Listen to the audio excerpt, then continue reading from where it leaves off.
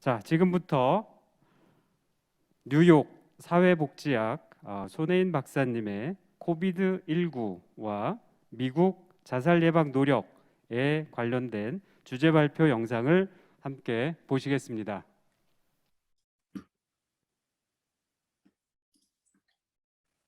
안녕하세요. 먼저 국회 자살예방 포럼 국제 세미나에 초대해 주셔서 감사를 드립니다.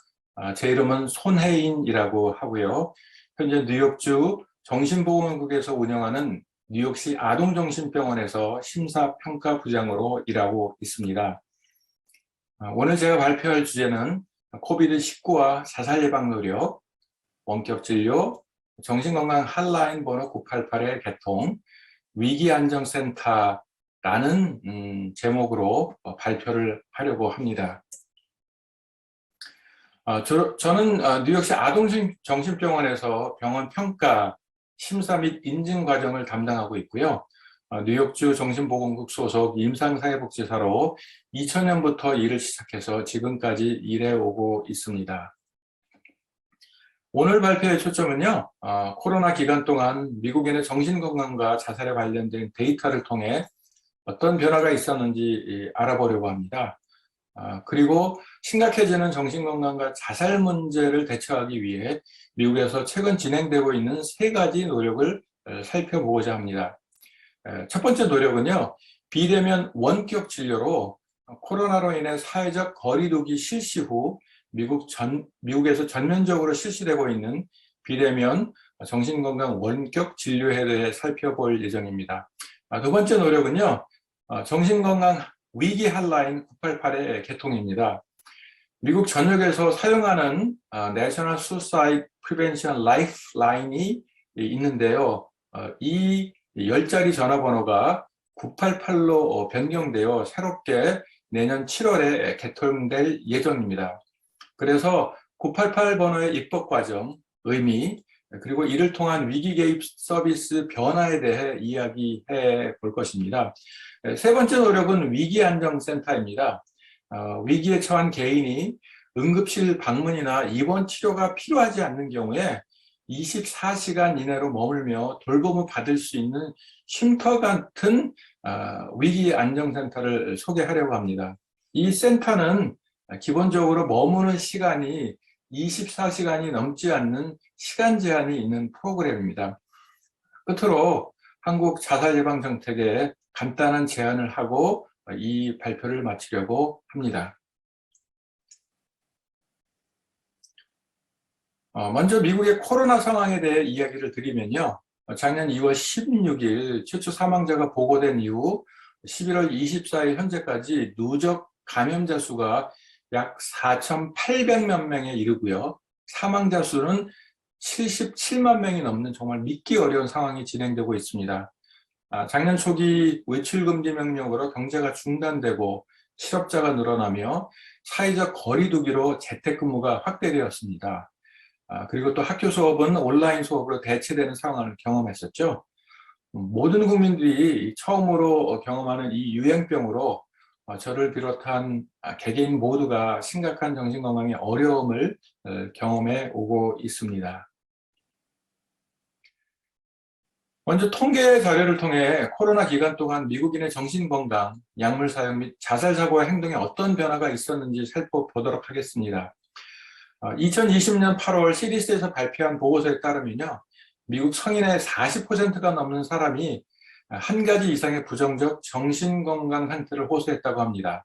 그리고 30%의 성인이 불안 및 우울 증상을 호소했고요. 13%는 이 기간 동안 약물 사용이 증가했다고 합니다. 특별히 자살과 관련한 내용은 설문의 참여 시점 이전 30일 동안에 약 11%가 심각하게 자살을 생각했었고요. 특별히 18세에서 24세에 이르는 젊은 청년의 경우는 매우 충격적인데요. 4명당 1명꼴로 자살을 심각하게 생각한 적이 있다고 합니다. 따라서 다른 연령대보다도 젊은 층이 팬데믹에 큰 영향을 받은 것으로 나타났습니다. 또 다른 자료는요, 카이저 재단에서 발표한 보고서로 2019년과 2021년에 미국 성인의 불안 우울 증상을 비교했는데 2019년 전반기에는 성인 10명당 1명이 불안 및 우울 증상이 있다고 했고요. 그러나 코로나가 진행된 1년이 지난 올 1월에는 10명당 4명이 불안 및 우울 증상을 경험했다고 합니다. 10명당 1명에서 4명이면 정말로 큰 변화라고 할 수 있고요. 1년 동안 코로나로 인해 고립되고 잔절되고 또 외로움과 공포, 슬픔, 상실, 스트레스를 경험하면서 미국 시민들의 정신건강 상태들이 심각하게 위협받은 것으로 보입니다. 이렇게 정신건강이 악화되는 상황에서요, 올 6월에 나온 CDC 보고서는 보다 구체적인 악화 상태를 보여주고 있습니다. 특별히 12세에서 17세 청소년들의 정신건강 관련 응급실 방문이요, 1919년에 비교해서 2020년에는 31% 증가한 것으로 나타났습니다. 또한 동일 연령의 여학생들의 경우는 자살 시도나 자해로 응급실을 이용한 정도가요, 2019년과 비교하여 2020년 여름에는 26%가 증가했고 2021년 겨울에는 50%가 증가한 것으로 나타났습니다. 그 이후로는 아마 대면 수업에서 온라인 수업으로 대체되면서 학생들이 학교와 또 교사 또 친구들과 단절된 상태에서 정신건강이 악화되었지만 제대로 치료를 받을 수 없는 상태가 많아졌고요. 또 반면에 부모님들이 재택근무나 실업 등 이유로 집에 많이 머물게 되면서요, 자녀들과 시간을 많이 보내고 그러면서 자녀들의 자해나 자살 행동을 가깝게 관찰할 수 있는 기회가 많아져서 바로 아마 응급실로 데리고 간 것이 아닌가라고 추측을 해보고 있습니다. 코로나로 인해 그 2020년 자살수가 사실은 증가할 것으로 예측을 했는데요. CDC가 올 11월에 발표한 2020년 잠정 자살 통계에 따르면 2019년 대비 3%가 2019년 대비 3%가 감소한 것으로 나타났습니다. 이 숫자는 물론 이제 잠정치로 정확한 데이터가 분석이 되면 증가할 것으로 보이고요. 그렇지만 미국에서 자살은 1999년에서 2019년까지 인구 10만 명당 자살률이 32%나 증가해 왔습니다. 그래서 3%의 감소는 매우 의외라고 할 수 있습니다. 그 전문가의 감소의 이유로 보는 것들은 개인주의 사회인 미국조차도 재난 시에 공동체 의식이 강화돼서 가족끼리 서로 안부를 묻고 또한 돌보며 생존의 본능이 강화되는 경향이 있는 것이 아닐까라고 보고요. 또한 그 사회적 거리두기로 가족들이 의도하지 않게 시간을 함께 많이 보낼 수 있어서 개인이 외롭거나 내지는 이제 고립될 그런 기회가 감소하는 것이 아닌가라고 추측하고 있습니다.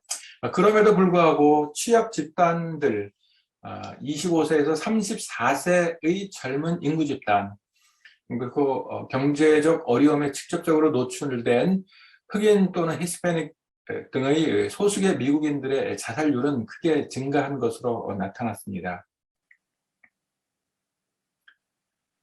자살통과와 함께 봐줘야 될 또 다른 것들은요, CDC에서 발표한 2020년 잠정 약물 과용 사망 통계입니다. 2019년도에 비해 2020년 사망자가 무려 30%가 증가한 것으로 나타나는데요.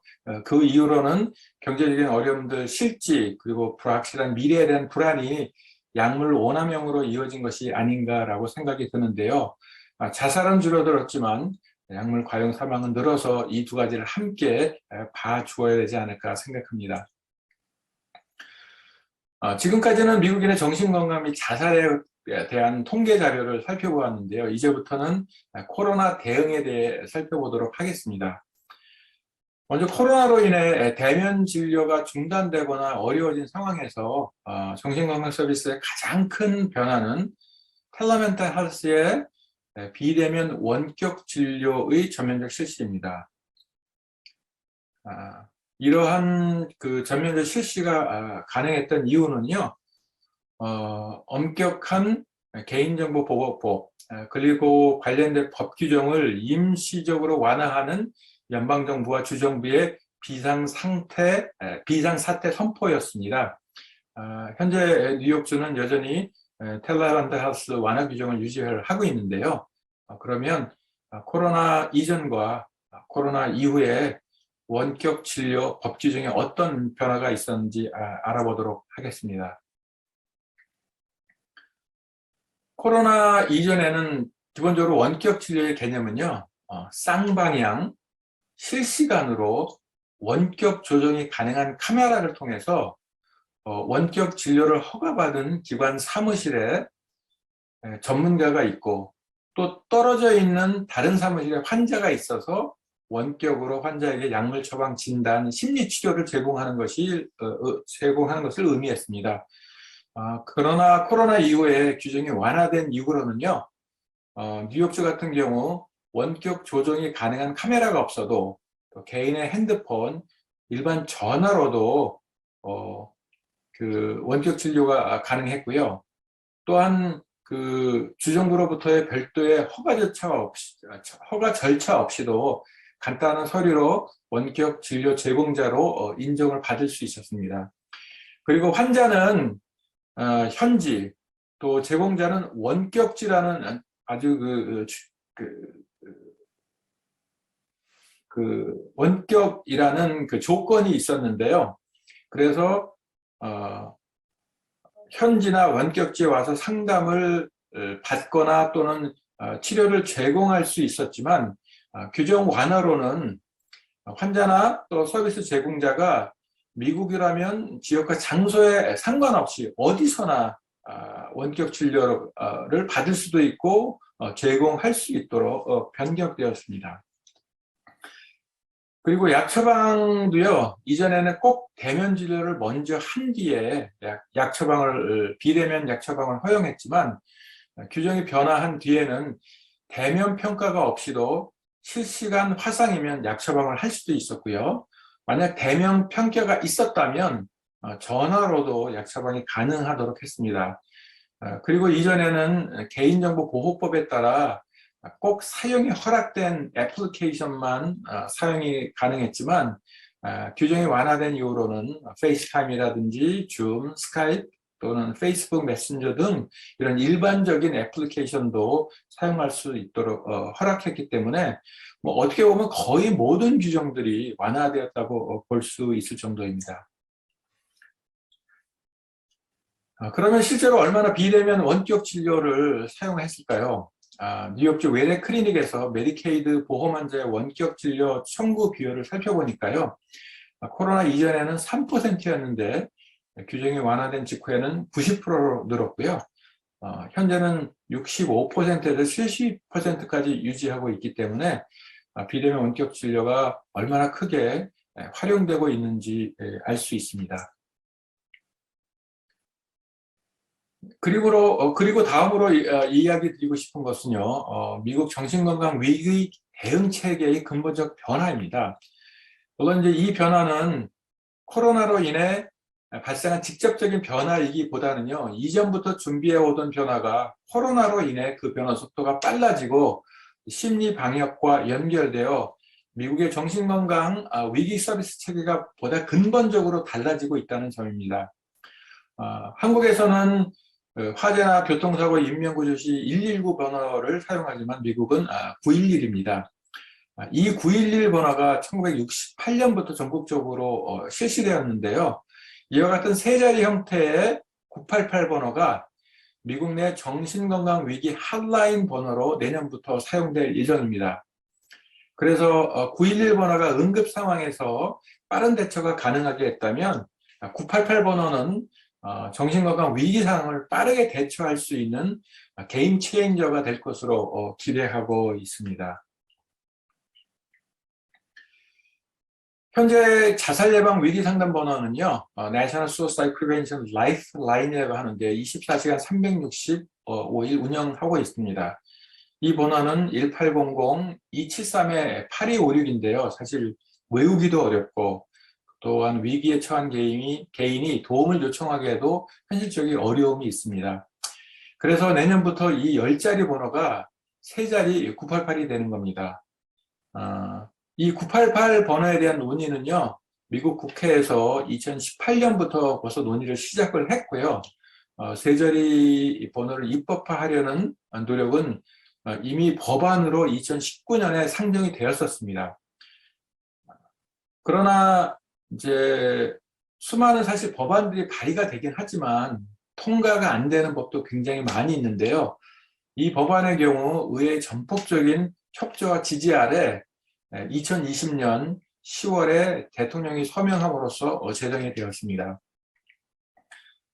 핫라인 988 번호 이용으로 통화량이 늘어날 것으로 예상하기 때문에요. 연방정부는 올해 550억을 투자해서 중앙 및 지역 콜센터의 운영 능력 강화와 기술적 준비를 지원하고 있고요. 988에 또 문자 기능도 추가되었고 현재 핸드폰에서 이용 가능한 상태입니다. 그러나 정식 개통은 내년 7월 16일입니다. 이 위기 핫라인 988 전화를 받는 중앙 및 지역 콜센터는요, 비행기의 이착륙을 안내하는 공항의 관제탑과 같은 역할을 할 예정입니다. 즉 위기에 처한 시민을 적절한 자원과 연결하는 돌봄 관제탑과 같은 기능이죠.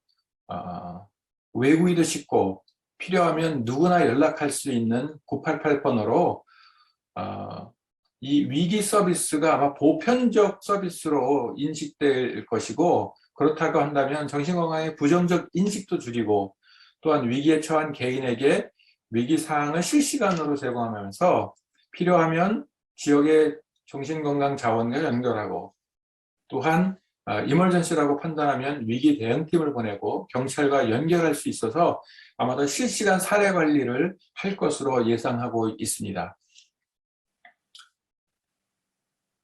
구체적으로 988에 전화를 하면요, 일단 모든 전화는 중앙 콜센터로 간 뒤에 전국 180여 개 지역 콜센터 중 전화 사용자 위치와 가장 가까운 콜센터로 자동적으로 연결이 됩니다. 만약 지역 콜센터가 전화 상담자가 많아서 대기자가 많을 경우에는요, 백업 콜센터로 연결되는 구조입니다. 그리고 이 988 시스템을 유지하는데 사실 많은 예산이 들어갈 것으로 판단하고 있습니다. 그래서 안정적 콜센터의 운영을 위해 전국 자사 핫라인 지정법은 각 주에서 988 운영 비용을 개개인의 통신비에 세금으로 추가할 수 있도록 허용하고 있습니다. 예를 들어 현재는 911 응급전화 시스템 운영을 위해서요, 개인 핸드폰과 일반 전화에 주세금 또는 카운티 세금을 부과하고 있습니다. 핸드폰의 경우에 주세금은 매달 1달러 20센트, 하나로 약 1,400원 정도 되고요. 카운티 세금은 30센트, 하나로 약 350원 정도가 되고 있습니다. 이렇게 세금을 내서 911 응급 시스템을 운영을 하고 있는데 988도 동일하게 세금을 거둘 수 있도록 그렇게 연방법이 허용을 하고 있습니다.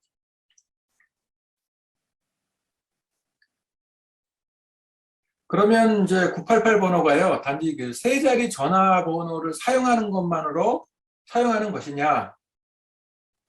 그렇지는 않습니다. 988 번호를 사용하기 때문에 그 늘어난 통화량을 감당할 수 있도록 중앙 및 지역 콜센터의 대응 역량 강화를 위한 예산이 현재 이루어지고 있습니다. 그리고 늘어난 전화량만큼이나 위기에 처한 개인을 돕기 위해서요, 위기 대응팀을 늘리고 또한 생명의 위협이 없는 경우 응급실이나 입원 치료를 받지 않고 어딘가에서 잠시 머물면서 집중적인 돌봄과 서비스를 받을 수 있는 임시 쉼터와 같은 위기 안정센터를 늘리려고 하고 있습니다. 이를 위해 보험 규정도 바꾸고 또한 센터 운영의 법 규정을 새롭게 만드는 등 지역사회 내 케어 과정을 체계화하는 노력을 함께 하고 있습니다.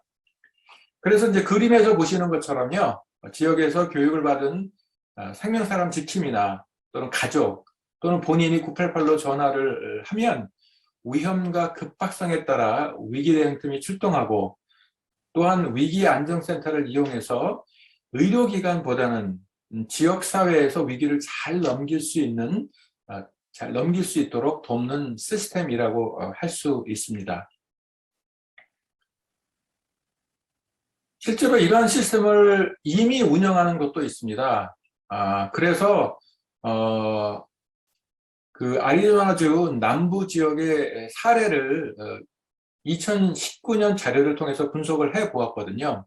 그랬더니 위기 상담 전화만으로도 문제의 80%가 해결이 되고요. 만약 해결이 안 될 경우 위기 대응팀을 보내면 현장에서 71%의 문제가 해결이 되고, 그래도 현장에서 해결이 안 되는 경우에 또 개인을 위기안정센터로 보내면 68%가 추가적으로 입원이나 응급실 이용이 필요하지 않고 바로 지역사회로 퇴원했다고 합니다. 그리고 이렇게 퇴원한 분들 중에 85%는 퇴원 후 45일 이내에 재발을 하지 않고 또한 다시 응급실 이용도 하지 않고 또는 또 범죄에 연루되지도 않고 지역사회에서 생활할 수 있다고 그 구체적인 데이터가 나왔습니다. 그래서 이 시스템이 보다 효과적이고 효율적이라는 것들을 검증해냈습니다. 현재 911 전화 건수의 약 10%가 되는 2,400만 건이 정신건강 및 자살 관련 전화라고 생각을 하고 있는데요. 988 번호가 내년 7월에 가동이 되면 911로 전화했던 이용자의 이 10%가 점차로 988을 이용할 것으로 예상을 하고 있습니다. 이에 따라서 콜센터의 대응 능력을 확대하고 또한 이용할 수 있는 지역사회 정신건강의 확대가 절대로 필요한 상태죠. 그래서 각 주에서는 이를 위해 위기대처 지역자원의 확대를 위해서 지자체 입법이라든지 연쇄 편성이 함께 이루어지고 있습니다. 하나 더 첨부를 하면은요, 뉴욕주에서는 위기대응팀과 종합정신과 응급실을 운영하고 있습니다. 물론 이제 한국에서도 위기 대응팀을 이제 운영하고 있는데요. 한국과의 차이는 이 팀이 이제 개인이 응급실 방문을 거부할 경우 비자발적 이송 권한을 법적으로 부여해서 팀이 환자를 이송하거나 또는 경찰과 함께 이송할 수 있습니다. 그러나 경찰이 이송 여부를 판단하는 것은 아니고요. 위기 대응팀의 판단에 따라 협조하도록 법적 권한을 부여하고 있습니다. 그리고 응급실이라고 하더라도 사실 정신과가 없는 곳도 있고요. 그리고 막상 응급실에 가더라도 오랫동안 의사를 기다리거나 또는 병상을 기다리는 것도 문제가 되기 때문에 뉴욕주에서는 주 저녁에 22개의 종합정신과 응급실을 운영을 하고 있습니다. CPAP이라고 하는데요. Comprehensive Psychiatric Emergency Program이라고 말하는데, 이 프로그램은 24시간 정신과 팀이 상주하고요. 또 독립된 응급실 병동을 운영하고, 또 환자가 응급실에 내원하면 6시간 안에 정신과 평가가 이루어질 수 있도록 되어 있습니다. 또 의사의 소견만으로도 환자를 72시간, 3일 동안 비자발적 보호가 가능하도록 법률화되어 있습니다. 24시간 그 위기 안정센터는요, 미국에서 다양한 형태로 시도되고 있습니다. 아동부터 노인까지, 그리고 정신건강이나 약물남용, 자살사고를 가진 내담자를 위한 위기 지원 및 돌봄 서비스를 제공하고 있습니다. 위기 안정센터는 크게 이제 두 가지 형태거든요. 서포티브 위기 안정센터, 그다음에 인텐시브 위기 안정센터인데요. 서포티브 위기 안정센터는 의료진은 없고요. 동료 상담가를 활용해서 주로 상담과 보호를 제공하는 서비스라면 인텐시브 안정센터는 의료진이 상주하고 약 처방뿐만 아니라 전문가의 개입이 이루어지는 형태라고 할 수 있습니다.